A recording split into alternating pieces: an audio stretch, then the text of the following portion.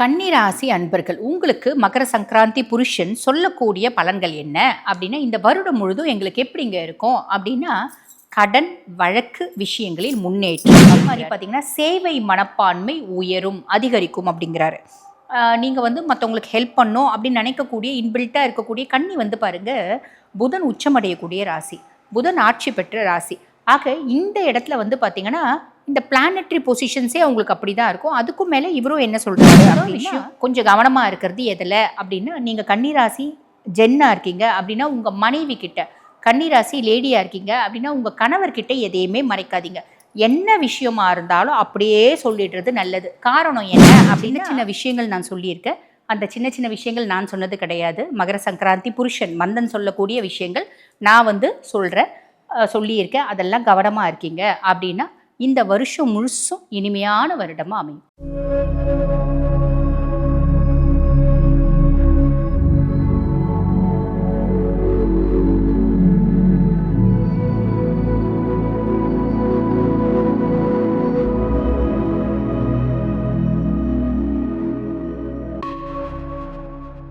வணக்கம், நான் டாக்டர் தீபா லாலன். இன்னைக்கு நம்ம என்ன டாபிக் பற்றி டிஸ்கஸ் பண்ண போகிறோம் அப்படின்னா எல்லாரும் பாருங்கள் இந்த 2026 எப்படி இருக்கும் அப்படின்ற மாதிரி நம்ம எல்லாருமே பார்த்திங்கன்னா 2026 2025 இப்படி தான் பேஸ் பண்ணி நம்ம பலன்களை பார்க்குறோம் இல்லைங்களா. நாங்களே அது சார்ந்து நிறைய பதிவுகள் அப்படின்றது கொடுத்து தான் இருக்கும். இருந்தாலும் நம்மளுடைய மரபு வழி ராசியை பார்க்கறது அப்படின்றது ஒன்று இருக்குது. நம்மளோட மரபு வழி ராசி ஒவ்வொரு ராசிக்கும் என்னென்ன மாதிரி பலன்கள் வரும் அப்படின்ற ஒரு மெத்தடாலஜியும் இருக்க தான் செய்யுது. இது இன்று நேற்று வரக்கூடிய ஒரு விஷயம் இல்லை அப்படின்னு சொல்லலாம். ஏறக்குறைய 20,000 30,000 வருஷமாக இந்த மரபு வழியில் தான் பார்த்திங்கன்னா ஒவ்வொரு நபர்களுக்கும் எப்படி இருக்கும் அவங்களோட வாழ்நாள் அப்படின்றது பார்த்து இருக்காங்க அப்படின்னும் சிலர் சொல்கிறாங்க. இதுக்கு எக்ஸாக்டான ப்ரூஃப் கிடையாது, இருந்தாலும் தொன்று தொட்டு இருக்குது அப்படின்னு நம்ம வேணால் சொல்லிக்கலாம். அதுக்கும் மேலே இப்போ கொஞ்சம் பாருங்கள் ஒரு 50+ 60+ கேட்கும்போது அவங்க சொல்கிறாங்க நாங்கள்லாம் சின்ன பிள்ளையாக இருக்கும் போதுமா இந்த நாள் தான் பாருங்கள். அது எந்த நாள் அப்படின்னா சூரியன் மகர ராசிக்குள்ளே பிரவேசிக்கும் நாள். இதை என்ன சொல்லுவாங்க அப்படின்னா மகர சங்கராந்தி அப்படிம்பாங்க. இந்த மகர சங்கராந்தி இந்த ஒரு பண்டிகை இதுக்கு அப்படின்னு பார்த்தீங்கன்னா அதாவது நம்மளோட பொங்கல் பண்டிகை. இந்த மகர சங்கராந்திக்கு அப்படின்னு ஒரு புருஷன் இருக்காங்க, அவனை என்ன சொல்லுவாங்க அப்படின்னா மகர சங்கராந்தி புருஷன் அப்படிம்பாங்க. இந்த மகர சங்கராந்தி அன்றைய தினம் மகர சங்கராந்தி புருஷனுடைய அவனுடைய தோற்றம், அவன் என்ன ஆயுதத்தை ஏந்தி வந்திருக்கான், என்ன வாகனத்தில் வந்திருக்கான், என்ன ஆபரணங்களை போட்டிருக்கான், இதை வச்சு தான் பார்த்திங்கன்னா பலன் சொல்லுவாங்க அப்படின்னு சொல்லியிருக்காங்க. இப்போ அந்த 60+ இருக்கவங்களாம் சொல்கிறது நாங்கள்லாம் சின்ன பிள்ளையாக இருக்கும் போதுமா மகர சங்கராந்தி தினத்தன்று என்ன பண்ணுவாங்க, எங்கள் அம்மாலாம் கோயில் பக்கத்தில் இருக்க ஹனுமன் கோயில் இல்லை பிள்ளையார் கோயில் போவாங்க. போயிட்டு அங்கே இருக்க ஐயர்கிட்ட கேட்பாங்க இந்த வருஷம் எப்படி இருக்குது, நாட்டில் என்னென்ன மாதிரி நல்லது நடக்கும் கெட்டது நடக்கும், அதே மாதிரி ஒவ்வொரு ராசிக்கும் எப்படி இருக்குது, என் குழந்தை துலா ராசி என் குழந்தை ரிஷப ராசி பலன் எப்படி இருக்கும் அப்படின்னு கேட்பாங்களாம். இன்றளவும் கொங்கு பெல்ட்டில் பார்த்திங்கன்னா இதை தான் முக்கியமான பலனாக கருதுறாங்க அப்படின்னு சொல்கிறாங்க. அப்படிப்பட்ட மகர சங்கராந்தி புருஷன் இந்த வருஷம் பார்த்திங்கன்னா மந்தன் அப்படின்ற பெயர் வச்சுட்டு வரான். அதே மாதிரி சாமரம் பார்த்திங்கன்னா ஷாமலம் அப்படின்னா என்ன அப்படின்னா கலகம், நாட்டில் கலகம் ஜாஸ்தி வருமா. அதே மாதிரி கொடை பார்த்தீங்கன்னா முக்தம் ஏந்தி வரான். அப்படின்னா என்னென்னா தபசிகளுக்கு பீடை அப்படிம்பாங்க. ஆன்மீகத்தில் பெரிய லெவலில் இருக்காங்க, நான் தான் அம்பிகை நான் தான் ஈசன் நிறைய பேர் சொல்லிட்டு இருக்காங்க பார்த்தீங்களா, அவங்களுக்குலாம் பிரச்சனை வரும் அப்படிங்கிறாங்க. புலி வாகனத்தில் எழுந்தொருளி வராரு. அப்போ புலி வாகனம் அப்படின் போது மிருக பயம் அப்படின்றது இருக்குது, மிருகங்களால் பயம் அப்படின்ற ஒரு விஷயமும் வருது. ஆயுதம் கட்கம் ஏந்தி வர்றதுனால உலகத்தில் யுத்தம் நடக்கும் அப்படின்றது வருது. நட்சத்திரம் அனுஷம், வியாதி அனுஷம் பார்த்திங்கன்னா சனியினோட நட்சத்திரம். அப்போ உலகத்தில் வியாதி நிறைய வரும், ஜுரம் நிறைய வரும், ஜுரபீடை வரும் அப்படிங்கிறாங்க. திக்கு எந்த திக்கு நோக்கி வராருன்னா வடக்கு அப்படின்னா சர்வநாசம் அப்படின்னு அர்த்தம். அதே மாதிரி எந்த கிழமை அவர் உதிக்கிறாரு அப்படின்னா புதன்கிழமை அதிக மழை, போன வருஷம் இருந்த மாதிரி அதிக மழை இருக்கும் அப்படிங்கிறாங்க. ராசி விருச்சிகத்தில் வராரு, அதனால உலகளாவி யுத்தம் இருக்கும் அப்படிங்கிறாங்க. ஆபரணம் வைடூரியம் பூண்டு வராராம், அதனால நிறைய இன்ஃபெக்ஷியஸ் டிசார்டர்ஸ் வரும் அப்படின்னு சொல்லியிருக்காங்க. என்னம்மா ஒரு வார்த்தை கூட நல்ல வார்த்தை சொல்ல மாட்டிங்களாம்மா அப்படின்னா உலக நடப்புக்காக இது என்னென்ன மாதிரி உலகத்தில் நடப்பு இந்த அழிவினை வரும் அப்படின்னு சொல்லியிருக்காங்க. இதுலேருந்து காப்பாற்றிக்கிறதுக்கு ஒரு வழியும் சொல்லியிருக்காங்க. அது என்ன அப்படின்னா சிவ வழிபாடு, அதே மாதிரி பார்த்திங்கன்னா கால பைரவ வழிபாடு, அம்பிகையில் தசமகா வித்யாவில் ஒரு மகாவித்யானோட வழிபாடு பிரசித்தி பெறும் அப்படின்னு சொல்லியிருக்காங்க. அதுக்கும் மேலே நம்ம காஞ்சி மகா பெரியவா எப்பயுமே சொல்லுவார், உலகம் எப்பெல்லாம் அழிவை நோக்கி போகும் அப்படின்ற பயம் இருக்கோ அப்போ நம்ம பாராயணம் பண்ண வேண்டியது என்ன அப்படின்னா விஷ்ணு சஹஸ்ரநாமம். இல்லை வீடுகளில் ஒரு முறையாவது விஷ்ணு சஹஸ்ரநாமம் நம்ம டேப்பில் போட்டு விட்டுட்டோம் அப்படின்னா உலகம் காப்பாற்றப்படும் அப்படின்றது நிதர்சனமான உண்மை. ஆக இந்த மகர சங்கராந்தி புருஷன் ஒவ்வொரு ராசிக்கும் என்னென்ன மாதிரி பலன்கள் வரும் அப்படின்னு சொல்லியிருக்கா. அந்த பலன்களை நேரம் வீண் பண்ணாமல் சட்டுன்னு பார்த்துடலாம். கன்னி ராசி அன்பர்கள், உங்களுக்கு மகர சங்கராந்தி புருஷன் சொல்லக்கூடிய பலன்கள் என்ன அப்படின்னா, இந்த வருடம் முழுதும் எங்களுக்கு எப்படிங்க இருக்கும் அப்படின்னா, கடன் வழக்கு விஷயங்களில் முன்னேற்றம் அப்படிங்கிறாரு. நிறைய கடன் இருக்குது அப்படின்னா அந்த கடனை நிவர்த்தி செய்யக்கூடிய காலகட்டம் இது. ஓரளவுக்காவது கடனை அடைப்பீங்க அப்படிங்கிறாரு. அதே மாதிரி எனக்கு வந்து பாருங்கள் வழக்கு இருக்குது. அந்த வழக்கு வந்து எனக்கு அஃபிஷியலி இருக்கலாம், இல்லை சொத்து சம்மந்தப்பட்ட வழக்காக இருக்கலாம், இல்லை என் கணவன் மனைவிக்குள்ளே வந்து பார்த்திங்கன்னா இந்த டிவோர்ஸ் வழக்காக இருக்கலாம், இல்லை அங்காளி பங்காளிக்குள்ள வழக்கு, ஏதோ ஒரு விதத்தில் வழக்கு. அந்த வழக்கில் எனக்கு முன்னேற்றம் அப்படின்றது வரும். அப்படின்னா என்ன, தீர்ப்பு எனக்கு சாதகமாக வர்றதுக்கு வழியும் வாய்ப்பும் இருக்குது அப்படின்னு சொல்கிறான். அதே மாதிரி பாருங்கள், வேலை மாற்ற வாய்ப்பு உண்டு. நீங்கள் ஒரு வேலையிலேருந்து இன்னொரு வேலைக்கு மாற்றணும் அப்படின்னு விருப்பப்படுறீங்க அப்படின்னா இந்த வருஷம் இந்த காலகட்டம் நீங்கள் மாற்றிக்கலாம் அப்படின்னு சொல்கிறாரு. உடல் நலத்தில் கவனம் தேவை அப்படிங்கிறாரு. எந்த ஹெல்த் இஷ்யூஸ் வருது அப்படின்னாலும் சின்ன சின்ன ஹெல்த் இஷ்யூஸாக இருக்கும்போதே உடனே வந்து போய் டாக்டரை பார்த்து அதுக்கான ப்ராப்பரான உணவு முறைகள், வைத்திய முறைகள் அப்படின்றத எடுத்துக்கணும் அப்படிங்கிறாரு. ஹெல்த் இஷ்யூஸ்லேயே முக்கியமாக என்ன சொல்கிறாரு அப்படின்னா, கன்னியா நீங்கள் உங்களுக்கு குடல் சார்ந்த பிரச்சனைகள் வரும் அப்படிங்கிறாரு. குடல் சார்ந்த பிரச்சனைகள்னா GIT, நம்மளுக்கு வாயில் ரிப்பீட்டட் அல்சர்ஸாக இருக்கலாம், இல்லைனா வந்து பாருங்கள் உணவு குழலில் பிரச்சனை இருக்கலாம், இல்லை நெஞ்சு கொளுத்துறது, நெஞ்சு கரிக்கிறது, எதுக்களிப்பு, குடல் அல்சரு, இல்லை பெருங்குடல் சார்ந்த இந்த inflammatory bowel disease, irritable bowel syndrome, மலச்சிக்கல், இந்த மாதிரி எத்தனை விஷயம் இருக்குது, மூலம், இந்த மாதிரி ஏதோ ஒரு குடல் சார்ந்த பிரச்சனைகள் வர்றதுக்கு வழியும் வாய்ப்பும் இருக்குது அப்படின்னு சொல்கிறாரு. அதே மாதிரி பார்த்திங்கன்னா சேவை மனப்பான்மை உயரும், அதிகரிக்கும் அப்படிங்கிறாரு. நீங்கள் வந்து மற்றவங்களுக்கு ஹெல்ப் பண்ணணும் அப்படின்னு நினைக்கக்கூடிய இன்பில்ட்டாக இருக்கக்கூடிய கன்னி வந்து பாருங்கள் புதன் உச்சமடையக்கூடிய ராசி, புதன் ஆட்சி பெற்ற ராசி. ஆக இந்த இடத்துல வந்து பார்த்திங்கன்னா இந்த பிளானட்ரி பொசிஷன்ஸே அவங்களுக்கு அப்படி தான் இருக்கும். அதுக்கும் மேலே இவரும் என்ன சொல்கிறாரு அப்படின்னா, இந்த சேவை மனப்பான்மை, மற்றவங்களுக்கு ஹெல்ப் பண்ணணும் அப்படின்ற எண்ணம் வந்து அதிகமாகும் இந்த வருட காலகட்டத்தில் அப்படிங்கிறாரு. அதுக்கும் மேலே கன்னிராசி அன்பர்கள் நீங்கள் வந்து பார்த்திங்கன்னா மொதல் விஷயம் கொஞ்சம் கவனமாக இருக்கிறது எதில் அப்படின்னா, நீங்கள் கன்னிராசி ஜென்னாக இருக்கீங்க அப்படின்னா உங்கள் மனைவி கிட்ட, கன்னிராசி லேடியாக இருக்கீங்க அப்படின்னா உங்கள் கணவர்கிட்ட எதையுமே மறைக்காதீங்க.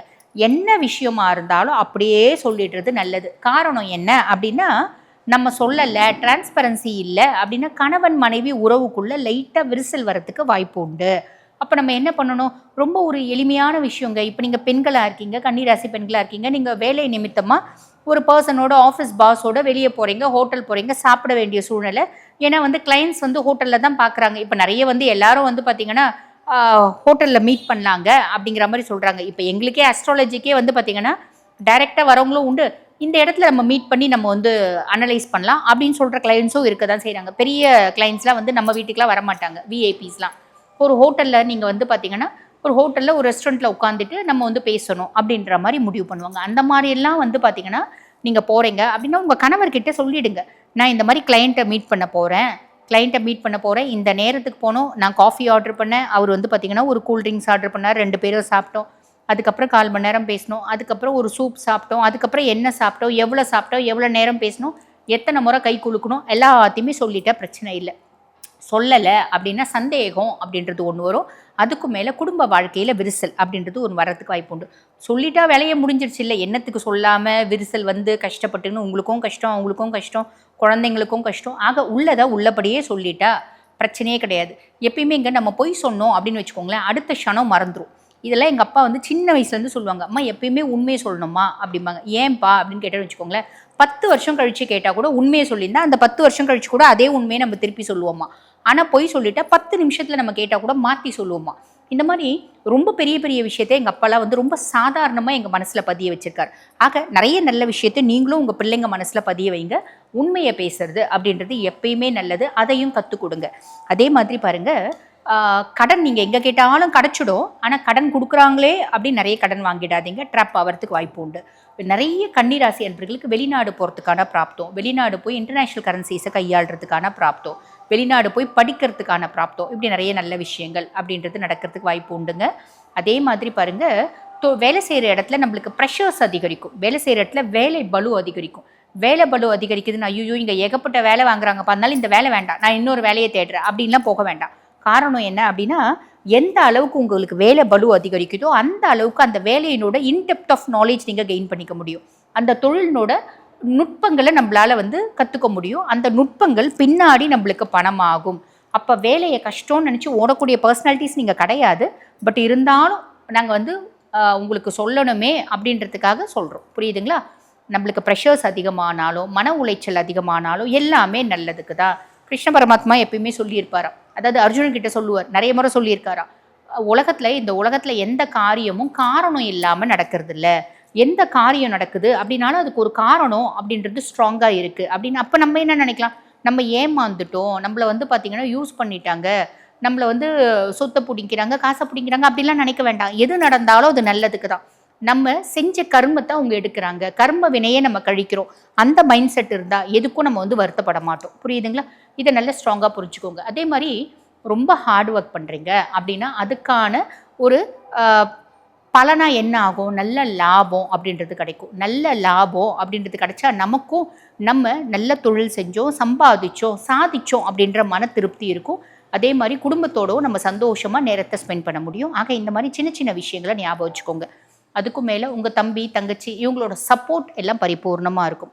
குழந்தைங்க சார்ந்து இருந்து வந்த பலவிதமான பிரச்சனைகள், பல பிரச்சனைங்க, என் புள்ள தான் எனக்கு தொல்லை அப்படின்னு சொல்லக்கூடிய கன்னிராசி அன்பர்களே எத்தனையோ பேர் இருக்க தானே செய்கிறாங்க.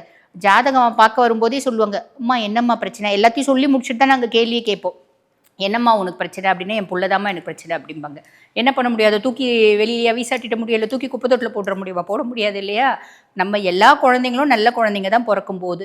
அதுக்கும் மேலே பிள்ளைங்களை நம்ம என்ன நல்லா வளர்த்தாலும் இந்த காலகட்டம் பாருங்கள், பிள்ளைங்க தப்பாக போகிறதுக்கு, நம்மளை எதிர்த்து பேசுறதுக்கு, நம்மளுக்கு அகெயின்ஸ்டாக பார்த்திங்கன்னா செயல்படுறதுக்கு நிறைய ஆப்பர்ச்சுனிட்டிஸ் குழந்தைங்களுக்கு இருக்குது. அப்போ என்ன பண்ணணும் அப்படின்னா, நல்லபடியாக சொல்லி தான் திருத்தணும். ஆக இந்த காலகட்டம் நீங்கள் கொஞ்சம் நல்லபடியாக சொல்லி, உன்ன மாதிரி உண்டா ராஜா, தங்கம், வைரம் அப்படின்னு பேசிட்டிங்கன்னா பிள்ளைங்க கொஞ்சம் மாறுறதுக்கு வாய்ப்பு உண்டு. நீ ஒன்று பேச, நான் 2 பேசுவேன், நீ 2 பேசினேன்னா நான் 20 பேசுவேன் அப்படின்னு குழந்தைங்க கிட்ட அடமெண்ட் ஆர்கியூ பண்ணீங்க அப்படின்னா குழந்தைங்க தான் நம்மளுக்கு எதிரியாக இருப்பாங்க. இன்னொன்று, நம்ம வாழ்ந்தால் மட்டும் வாழ்க்கை இல்லை, நம்ம வாழறத விட அதிகமாக நம்ம குழந்தைங்க வாழணும். அப்போ விட்டு கொடுக்குறீங்க அப்படின்னா நம்ம பிள்ளைங்களை நம்மளால் பெரிய லெவலில் கொண்டு வந்துட முடியும். அதுக்கான எல்லா ஆப்பர்ச்சுனிட்டியும் இந்த வருஷம் இருக்கும். ப்ராப்பராக யூட்டிலைஸ் பண்ணிக்கோங்க. கணவன் மனைவிக்குள்ளே விட்டு கொடுக்குறீங்க, டிரான்ஸ்பரன்சி வச்சுருக்கீங்க அப்படின்னா பிரச்சனை கம்மி. ஆக சின்ன சின்ன விஷயங்கள் நான் சொல்லியிருக்கேன். அந்த சின்ன சின்ன விஷயங்கள் நான் சொன்னது கிடையாது. மகர சங்கராந்தி புருஷன் மந்தன் சொல்லக்கூடிய விஷயங்கள் நான் சொல்லியிருக்கேன். அதெல்லாம் கவனமாக இருக்கீங்க அப்படின்னா இந்த வருஷம் முழுசும் இனிமையான வருடமாக அமையும். வாழ்த்துக்கள். இப்போ நான் சொல்லியிருக்கிறது பாருங்கள், உங்கள் ராசிக்கு மகர சங்கராந்தி புருஷன் சொல்லக்கூடிய ஒரு பொதுவான பலன்கள். இந்த பதிவை பார்த்துட்டு இருக்கோங்க, இல்லைம்மா எங்கள் வாழ்க்கையில் பல முக்கியமான விஷயத்தை முடிவெடுக்கும் தருணத்தில் இருக்கும். பிள்ளைங்களுக்கு கல்யாணம் ஆகணும், இல்லை எனக்கே 2வது திருமணம் நடக்கணும், இல்லை டிவோர்ஸ் நோக்கி போயிட்டுருக்கு, இந்த டிவோர்ஸ் எங்களுக்கு சாதகமாக வருமா அப்படின்றது, வீடு கட்டணும்னு நினைக்கிறோம், பிள்ளை MBBS சீட் வாங்கணும்னு நினைக்கிறோம், இப்படி பல பிரச்சனைகள் மக்களுக்கு இருக்க தான் செய்யுது. அந்த மாதிரி உங்களோட தனிப்பட்ட பிரச்சனை எதுவாக இருந்தாலும் உங்கள் சுய ஜாதகம் தாங்க அதுக்கு இண்டெக்ஸ். 100க்கு 100% கரெக்டாக இது ஆகும், ஆவாது, ஆவறதுக்கு 40% வாய்ப்பு, 90% வாய்ப்பு, இப்படி பர்சன்டேஜோடு சொல்லிட முடியும்.